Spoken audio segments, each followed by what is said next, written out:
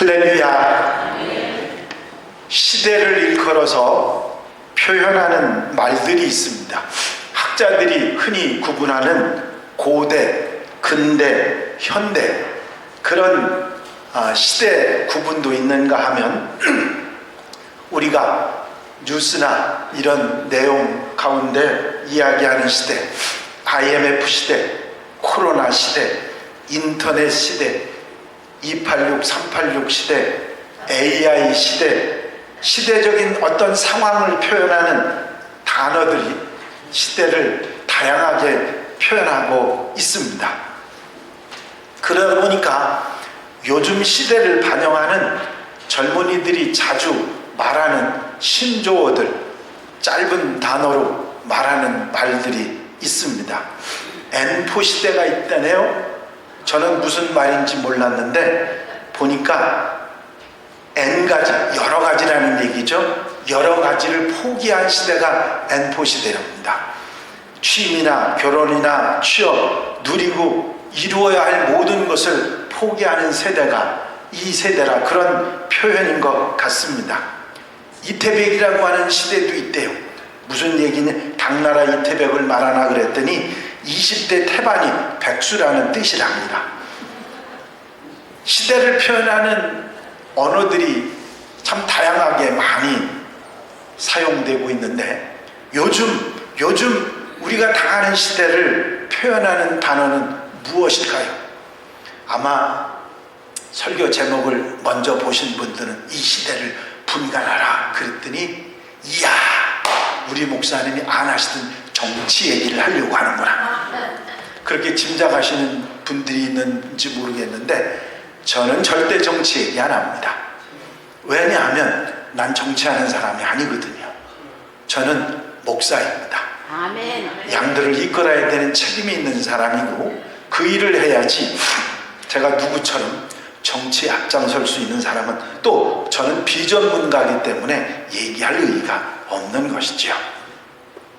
여러 가지 세대를 표현하는 말 가운데 저는 이 이야기를 하고 싶습니다. 무감각한 시대, 불감증의 시대. 너무 대단한 일들이, 상상할 수 없는 충격적인 일들이 자꾸 일어나다 보니까 예전에 비해서 집중을 하지 못하거나 민감하게 반응하는 반응 속도가 느려지거나 아예 무관심한 그런 시대가 이 시대가 아닌가 생각해 봅니다. 너무 사고가 많이 나는 것을 보니까 사람이 죽었다고 하는 소식을 들었는데, 그래? 그 한마디로 지나가 버립니다. 얼마나 무감각한 시대가 되는지 모릅니다.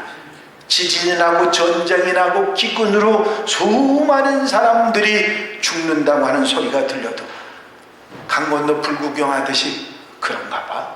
이렇게 무감각한 세대가 우리가 지금 살아가고 있는 시대라, 그런 이야기입니다. 여러분, 사람들이 완악해져 가고 악의 세력이 득세하는 그런 것들 때문에 이런 세상이 되다 보니까 다 그런 거야 하고 특별한 반응을 보이지 않을 수도 있을 것입니다. 정말 어른들이 늘 이야기하던, 그렇게 탄식하며 말씀하시던 말세, 이 땅의 종말이 가까웠다고 하는 그런 생각밖에 할 수 없는 그런 일들이 너무 많아지니까 이런 불감증의 시대가 되지 않았는가 생각을 해봅니다. 이미 보편화되고 모든 사람들이 웬만한 일에는 귀도 기울이지 않는 이런 불감증을 가지고 누구를 탓할 수는 없지만, 우리가 분명히 우리 하나님의 사람들이 잊어서는 안 되는 것이 있습니다. 그것은 영적 불감증이 심해져서는 안 된다고 하는 것입니다. 여러분, 이미 우리 그리스도인들도, 신실한 하나님의 사람들도 세상적인 불감증에 영향을 받아서 영적인 생활도 불감증으로 퍼져가고 있는 것이 지금 현실입니다. 여러분, 나나 여러분들이나 웬만큼 영적인 충격을 받아도 그리고 의식도 안 하는 시세, 그런 세상이 되어버리고 말았다는 것입니다. 전에는 기도하세요, 그런 얘기를 들었으면 부끄러워서 내가 기도하지 못한 부분에 나는 해야지, 나 기도하겠습니다, 그런 마음을 가질 텐데 요즘엔 너무나 뻔뻔해져 가지고 어떻게 생각해요? 너나야. 이게 영적인 불감증인 것입니다. 늦기 전에, 아직 기회가 있을 때 이 시대를 분간하고 하나님과 화해를 이루고 심판을 면하는 지혜의 성도들이 되어야 될 줄로 믿습니다. 오늘 본 말씀이 바로 그것입니다. 세상의 삶에 너희가 지혜로 사는 것처럼 자신의 영혼의 문제도 지혜롭게 처신해야 한다. 영적 불감증에 사로잡히지 말고 지혜로워야 한다. 그 말씀을 우리에게 하고 있는 것입니다. 이 시대를 분간할 수 있어야 한다. 그리고 미리 대비하는 지혜로운 성도가 되라는 말씀입니다. 오늘 이 말씀 여러분들 마음속에 예민하게 듣고 아멘해서 이 시대를 분간하고 지혜롭게 살아가는 하나님의 백성들이 되시기를 바랍니다. 이 불감증의 시대에 우리가 당한 영적 불감증이 무엇이 있을까요? 첫 번째는 하나님의 명령에 대한 불감증입니다. 열왕기하 21장에 보니까 만일 이스라엘이 나의 모든 명령과 나의 종 모세가 명령한 모든 율법을 지켜 행하면 내가 다시 그들의 발로 다시는 그들의 조상의 준 땅에서 떠나서 유리하지 아니하게 하리라. 그런데 이 백성이 듣지 아니하였고 므낫세의 꾀를 받고 악을 행하는 것이 여호와께서 이스라엘 자손 앞에서 멸하신 여러 민족보다 더 심하였도다. 하나님의 명령, 모세가 말한 말씀을 순종하고 그 말씀대로 살아가면 하나님께서 주신 땅에서 떠나지 않고 유리하지 않고 잘 은혜 속에 살게 해주시겠다고 하셨는데 그 말씀을 듣지 않고 므낫세의 꾀를 받아서 여러 다른 이방 민족하고 하나도 다를 것이 없이 하나님을 떠나 살았다고 그렇게 책망하시는 말씀인 것입니다. 여러분, 하나님께서 우리에게 명령하시고 행하라고 하신 말씀은 들어도 좋고 안 들어도 좋은 말씀이 아니라 반드시 들어야 되는 말씀이었습니다. 하나님의 백성이라면 반드시 말씀을 순종하고 살아야 되기 때문입니다. 그런데 그런 명령조차 불감증에 걸려서 해도 안 해도 무감각한 그런 하나님의 백성이 되었다고 하는 말씀입니다. 어떤 경우에는 의도적으로 하나님의 명령을 거역하는 경우도 있습니다. 이스라엘 백성들이 그런 불순종으로 하나님의 책망을 받았고 징벌을 받았습니다. 그들이 순종하지 아니하며 귀를 기울이지도 아니하고 각각 그 악한 마음에 완악한 대로 행하였으므로 내가 그들에게 행하라 명령하였어도 그들이 행하지 아니한 이 언약의 모든 규정대로 그들에게 이루게 하였느니라. 국민이 국민의 의무를 지키지 아니하면 그 나라 국민으로 살 자격이 없는 것입니다. 하나님의 백성이 하나님의 백성으로 해야 할 길을 그렇게 해야 할 일을 제대로 하지 않을 때 하나님의 백성의 자격이 없고 장차 하나님 앞에 설 때 그 일에 대해서 책임을 져야 하는 것입니다. 여러분, 하나님의 명령이 많이 있습니다. 부모 공경의 명령, 하나님 사랑과 이웃 사람의 명령, 천하보다 귀한 생명들에게 복음을 전하라고 하는 명령, 기도하라고 하는 명령, 이런 명령들이 우리에게 있는데 이런 것들, 영적인 이런 명령의 불감증에 걸려서 가볍게 생각하고 행하지 않는다면 그 결과는 그 개인이 모두 다 책임져야 할 것입니다. 하나님께서는 당신이 명하신 것을 아무렇지도 않게 그냥 지나쳐버리는 그들을 그냥 두시는 분이 아니기 때문입니다. 공의의 하나님이시고 공평의 하나님이시고 정의를 행하시는 하나님이시기 때문입니다. 여러분, 하나님의 명령 불감증에 걸리지 않는 여러분들이 되시기를 바랍니다.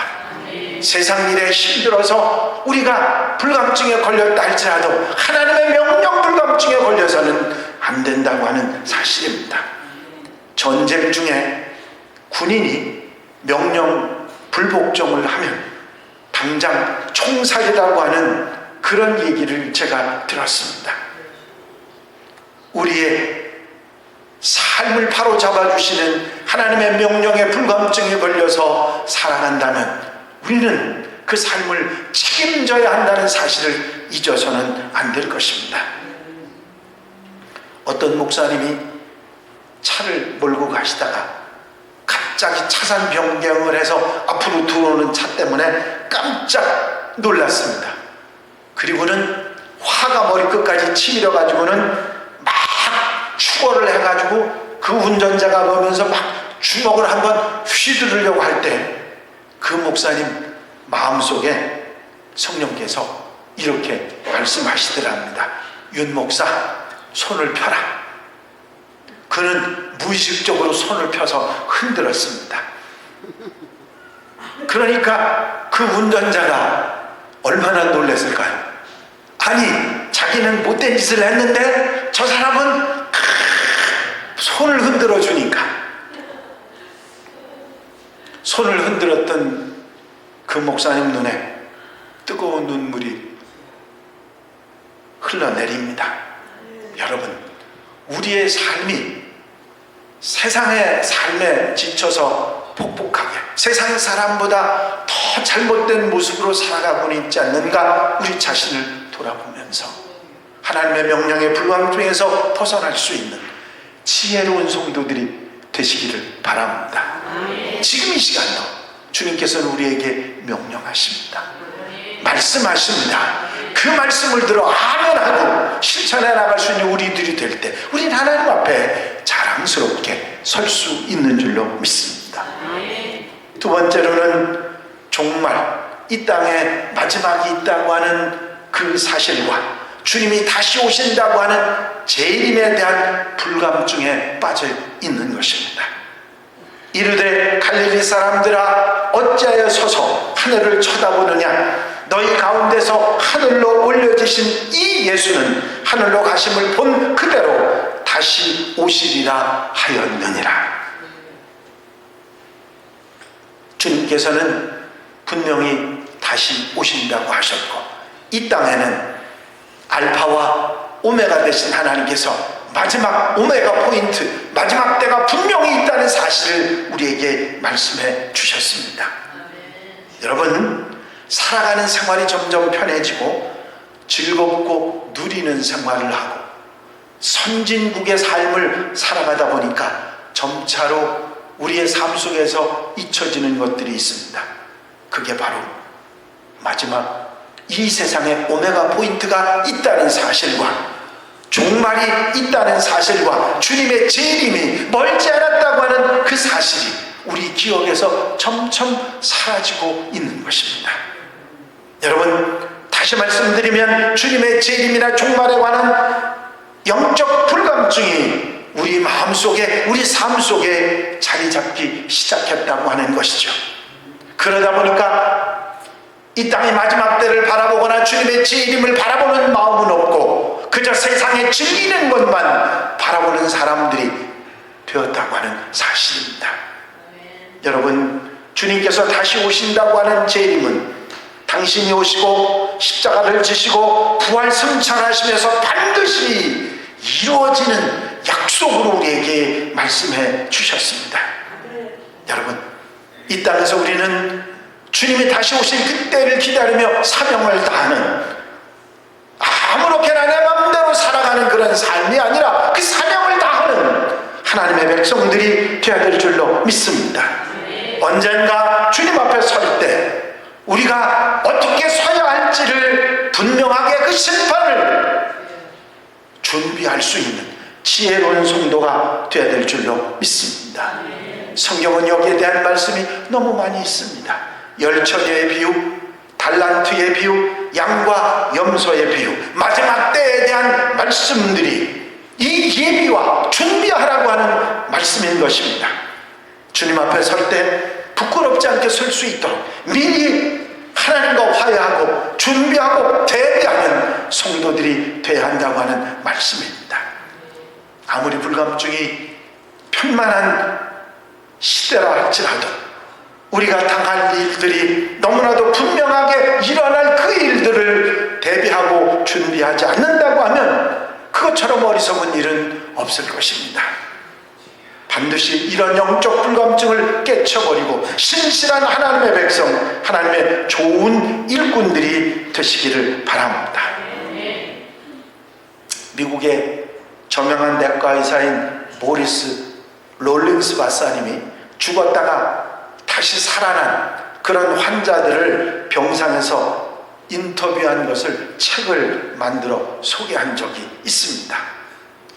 심장혈관 질환의 권위자인 롤링스 박사는 임상학적으로 죽어 있는 사람들이 소생되는 체험들을 하고 그것에 대한 이야기들을 들었습니다. 철저한 무신론자였던 롤링스 박사는 모든 종교는 속임수이고 죽음은 단지 고통 없는 소멸이라고 생각했던 사람입니다. 그런데 1977년에 그 롤링스 박사의 인생을 극적으로 변화시키는 사건이 일어납니다. 롤링스 박사는 그의 책에서 그때의 상황을 이렇게 말합니다. 나는 지옥의 불꽃 속으로 내려가면서 공포에 떨며 소리치는 한 남자를 소생시켰습니다. 심장 박동과 호흡이 다시 시작되었을 때 그 환자는 비명을 질렀습니다. 나는 지옥에 있다. 그는 공포에 떨며 자기를 도와달라고 나에게 간청을 했습니다. 나는 깜짝 놀라서 죽을 지경이었습니다. 나는 그때 그의 얼굴에서 진짜 두려움에 찬 모습을 볼 수 있었습니다. 죽음보다도 더 끔찍한 공포에 질린 표정을 지었습니다. 이 환자는 극심한 공포에 죽을 것 같은 표정을 보여주었습니다. 동공은 점점 커졌고 식은땀을 흘리며 떨고 있었습니다. 정말 놀랍지 않습니까? 심장마비 환자가 의식을 회복해서 깨어난 정도가 아니라 병이나 사고로 인해서 의학적으로 죽은 사람들조차 다시 깨어나는 경우가 있습니다. 그들은 자기가 경험한 죽음 이후의 생애를 생생하게 전하고 있습니다. 이 사실을 우리 그리스도인들이 믿지 못하고 그것을 등한히 생각하고 아무렇지도 않고 생각한다면 이건 참으로 답답한 일이 아닐 수 없습니다. 이 세상을 바라보는 눈만 뜨지 말고 영적인 세계에 신령한 하나님의 나라를 바라보고 종말과 주의 재림을 준비할 줄 아는 예비하는 지혜로운 성도들이 되어야 될 줄로 믿습니다. 또 한 가지는 감사 불감증입니다. 여러분들이 잘 아시는 데살로니가 전서 말씀은 항상 기뻐하라, 쉬지 말고 기도하라, 범사에 감사하라. 이것이 그리스도 예수 안에서 너희를 향하신 하나님의 뜻입니다 하셨습니다. 너무 옛날에 비해서 생활이 여유로워지고 넉넉하고 좋아지는 세상이 되다 보니까 점차로 우리 가운데 없어지는 것 중에 하나가 감사할 줄 모른다는 것입니다. 당연히 감사해야 되는 일조차 그냥 지나치는 경우가 많이 있습니다. 아무렇지도 않게 생각하여 감사 불감증에 걸리는 것입니다.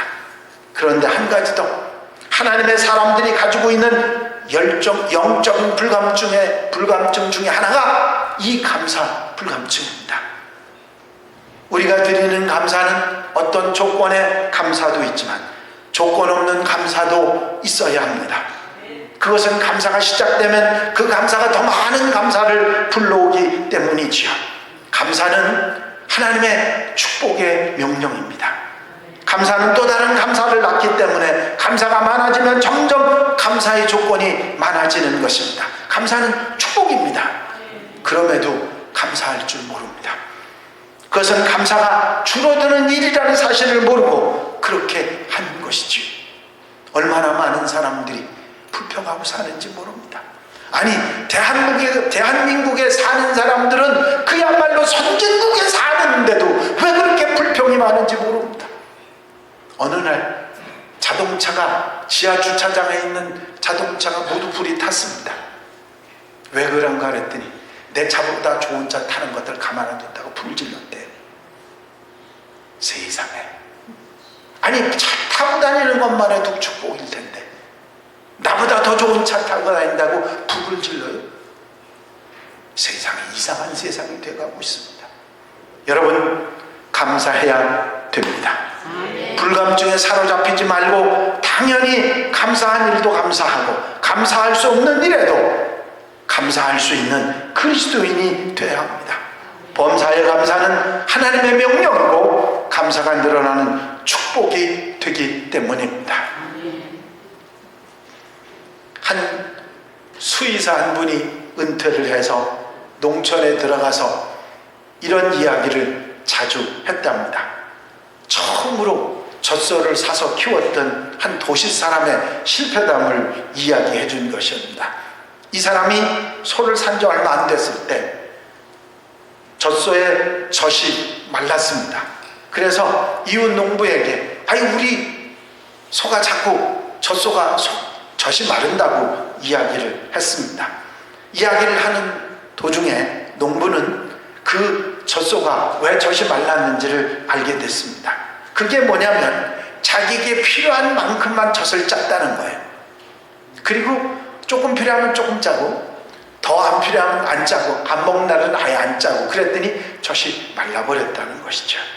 여러분, 젖소는 젖을 짤 수 있을 만큼 매일 최대한 짜내야 계속 더 많은 젖을 생산해내는 것입니다. 마찬가지로 범사에 항상 감사하지 아니하고 기쁘고 좋을 때만 겨우 마지못해서 감사하고 괴롭고 힘들면 감사를 잊어버리고 원망불평하게 된다면 젖소의 젖이 더 이상 우유를 생산할 수 없게 되는 것처럼 삶이 메말라지고 마는 것입니다. 그렇기 때문에 기쁠 때나 슬플 때나 비가 올 때나 바람이 불 때나 변함없이 범사에 항상 하나님께 감사하고 사는 성도가 되어야 될 줄로 믿습니다. 성경 말씀은 우리에게 분명히 말씀하십니다. 지금은 자다가 깰 때라고.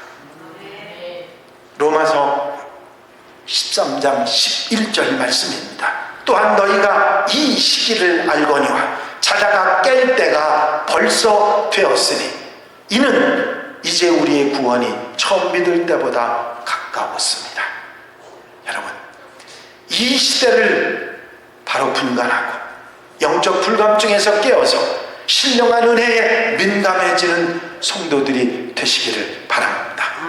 하나님의 명령에 아멘하고 어떤 일에도 감사로 살아가며 주님 다시 오심을 준비하는 지혜로운 성도, 깨어있는 그리스도인들이 되시기를 바랍니다. 그러한 모든 성도들에게 하나님의 은혜와 축복이 함께 하실 줄로 믿습니다. 기도드리십니다. 사랑과 은혜가 영시 많이 쓴 아버지 하나님, 이런 불감증의 시대에 영적 불감증에 걸려서 정말 잊지 말아야 되고 예민해져야 될 모습을 예민하지 못했던 우리 어리석음들을 용서해 주시기를 원합니다. 아버지 하나님, 이 시대를 우리가 다시 한번 돌아보면서 정말 하나님의 명령에 영적 불감증에 걸려있는 것을 다시 한번 회개하게 하여 주시옵시고, 하나님의 명령이라면 어떤 삶에서도 최우선하는 하나님의 백성들이 되게 하여 주시옵소서. 사는 모습이 편하다 보니까 종말과 재림에 대한 불감증이 우리에게 걸려 있었던 것을 저희가 깨닫습니다. 주님 다시 오시고 마지막 때가 있음을 분명히 기억하고 대비하고 준비할 줄 아는 지혜로운 성도들이 되게 하여 주시옵소서. 감사가 감사를 낳는다는 것을 잘 알면서도 어떤 일에도 범사에 감사해야 됨을 알면서도 감사하지 못하고 불평하며 살았던 우리의 마음을 돌려 감사하며 사랑하는 하나님의 백성들 되게 하옵소서. 이런 영적 민감증에서 하나님 앞에 자랑스럽게 설 수 있는 하나님의 백성들, 하나님 가족들이 될 수 있도록 역사해 주시옵소서. 신령한 귀를 열어주시고 영안에 아름다운 눈을 뜨게 하셔서 이 세상의 그 어떤 것이 아니라 신령한 하나님의 세계를 바로 바라보고 듣고 보고 사는 우리 성도들 되게 하여 주시옵소서. 예수 그리스도의 이름으로 기도하옵나이다.